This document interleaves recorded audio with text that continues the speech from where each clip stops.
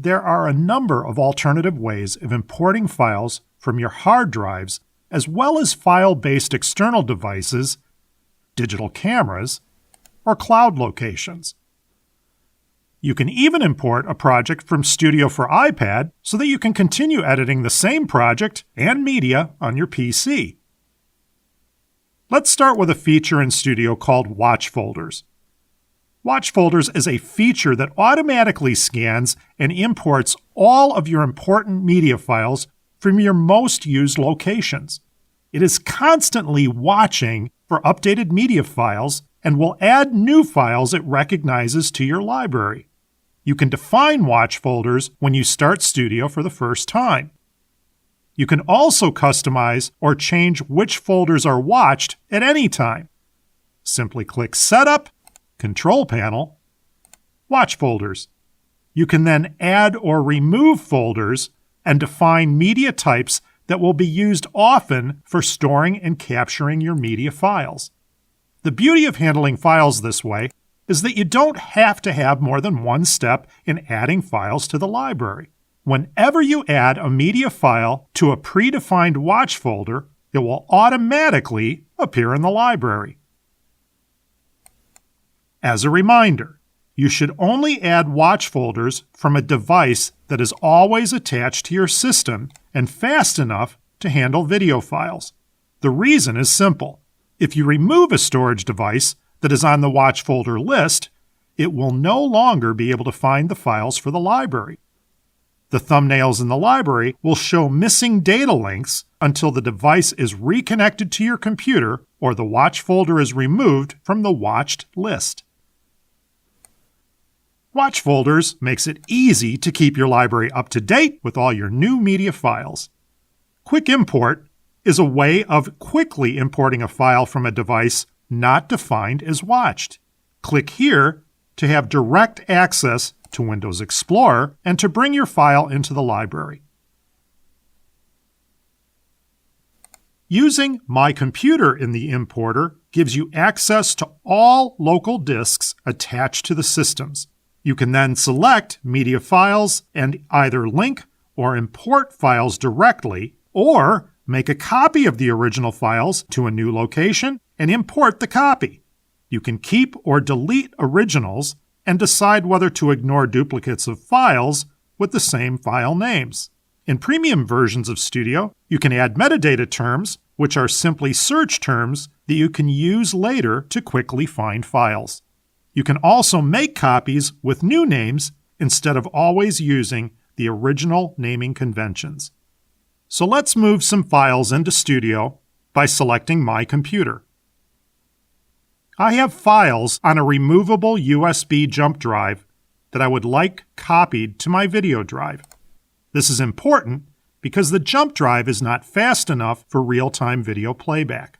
Select the jump drive.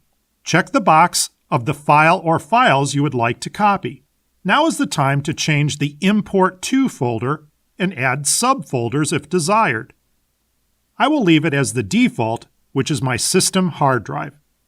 It's fast enough for video and can't be removed, potentially causing missing data messages like a removed jump drive might. In the Mode section, select Copy. I don't want to delete the file on the jump drive after it is copied. I will not ignore duplicates just in case someone used the same names for different files, and I will use the original names.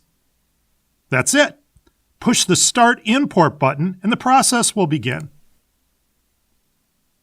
Upon completion, your files will be available on the library for your movie, and you will be able to remove the jump drive and still use your footage in Studio. Scan for Media allows you to look for and link to media on attached devices. Select a series of folders from one or more devices. Below, you can also decide if you want to narrow your search to certain file types using these format buttons. That's it. Simply push the Scan and Import button. All recognized files in these locations will be added to the library. The workflow for capturing from file-based video cameras or digital photo cameras is also quite simple. File-based devices actually have storage built into them. When you capture or import from them, you are actually making a copy of their files. Plug your camera into the USB port using the cable that was supplied by your camera manufacturer. Turn the camera on.